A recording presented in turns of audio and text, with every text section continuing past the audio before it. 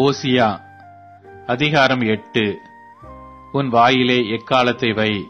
அவர்கள் என் உடன்படிக்கையை மீறி என் நியாயப்பிரமாணத்துக்கு விரோதமாக துரோகம் பண்ணினபடியால் கர்த்தருடைய வீட்டின் மேல் சத்துரு கழுகை போல் பறந்து வருகிறான். எங்கள் தேவனே, உம்மை அறிந்திருக்கிறோம் என்று சொல்லி இஸ்ரவேலர் கூப்பிடுவார்கள். ஆனாலும் இஸ்ரவேலர் நன்மையை வெறுத்தார்கள். சத்துரு அவர்களை தொடருவான். அவர்கள் ராஜாக்களை ஏற்படுத்திக் கொண்டார்கள், ஆனாலும் என்னாலே அல்ல. அதிபதிகளை வைத்துக் கொண்டார்கள், ஆனாலும் நான் அறியேன். அவர்கள் வேறு அறுப்புண்டு போகும்படி தங்கள் வெள்ளியினாலும் தங்கள் பொன்னினாலும் தங்களுக்கு விக்கிரகங்களை செய்வித்தார்கள். சமாரியாவே, உன் கன்றுக்குட்டி உன்னை வெறுத்து விடுகிறது. என் கோபம் அவர்கள் மேல் மூண்டது. எதுவரைக்கும் சுத்தாங்கம் அடைய மாட்டாதிருப்பார்கள். அதுவும் இஸ்ரவேலருடைய செய்கையே.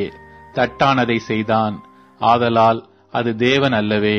சமாரியாவின் கன்றுக்குட்டி துண்டு துண்டாய் போகும்.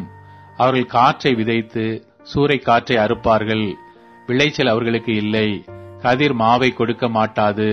கொடுத்தாலும் அந்நியர் அதை விழுங்குவார்கள். இஸ்ரவேலர் விழுங்கப்படுகிறார்கள்.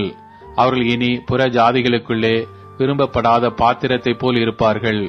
அவர்கள் தனித்து திரிகிற காட்டு கழுதையைப் போல் அசிரியர் அண்டைக்கு போனார்கள். எப்பிராயீமர் நேசரை கூலிக்கு பொருத்திக் கொண்டார்கள். அவர்கள் புற ஜாதியாரை கூலிக்கு பொருத்திக் கொண்டாலும் இப்பொழுது நான் அவர்களை கூட்டுவேன். அதிபதிகளின் ராஜா சுமத்தும் சுமையினால் அவர்கள் கொஞ்ச காலத்துக்குள்ளே அகப்படுவார்கள். எப்பிராயீமர் பாவம் செய்வதற்கு ஏதுவாய் பலிபீடங்களை பெருக பண்ணினார்கள். ஆதலால் பலிபீடங்களே அவர்கள் பாவம் செய்வதற்கு ஏதுவாகும். என் வேதத்தின் மகத்துவங்களை அவர்களுக்கு எழுதி கொடுத்தேன். அவைகளை அந்நிய காரியமாக எண்ணினார்கள். எனக்கு செலுத்தும் பலிகளின் மாம்சத்தை அவர்கள் பலியிட்டு புசிக்கிறார்கள். கர்த்தர் அவர்கள் மேல் பிரியமாயிரார். அவர்களுடைய அக்கிரமத்தை அவர் நினைத்து அவர்கள் பாவத்தை விசாரிக்கும் போதோவெனில் அவர்கள் எகிப்துக்கு திரும்பி போவார்கள். இஸ்ரவேல் தன்னை உண்டாக்கினவரை மறந்து கோவில்களை கட்டுகிறான். யூதா அரணான பட்டணங்களை பெருக பண்ணுகிறான். ஆனாலும் நான் அதன் நகரங்களில் அக்கினியை வரப்பண்ணுவேன்.